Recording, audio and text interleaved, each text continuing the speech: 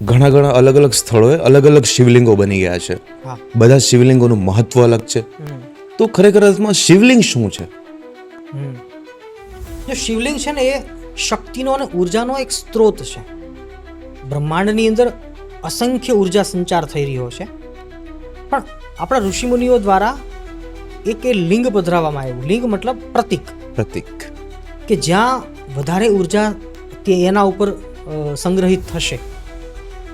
નહીતર શું થશે ખબર? ઉર્જાને આ એક કેન્દ્રિત કરવાનું એક સ્થાન છે. શિવલિંગ છે એ ઉર્જાને કેન્દ્રિત કરવાનું એક સ્થાન છે, જે આપણને સામાન્ય નજરે દેખાતું નથી, પણ એની પાછળનું રીઝન હોય છે. એના પાછળ ઘટતી ઘટનાઓ છે એ ત્યાં ટચ થાય છે. એટલે જ્યાં પણ મહાદેવજી બિરાજમાન હોય ત્યાં મૂર્તિ રૂપે નથી હોતા, મહાદેવજી શિવલિંગ રૂપે હોય છે. અને આમાંય મહાદેવજી છે તો અનાદિના છે, તો અનાદિ તત્વની સાથે મેચ કરી અને ઉર્જા છે, ઉર્જાને આપણે ભગવાન કહીએ છીએ. બીજા અર્થમાં લોકો એમને બીજી રીતે નામ આપતા હોય છે. આપણા માટે એ દેવી શક્તિ નામ આપીએ છીએ ઉર્જાને, શક્તિને, ઐશ્વર્યને. તો બસ એ એક માધ્યમ છે, પ્રતીક છે, ચિહ્ન છે, બીજું કશું નથી.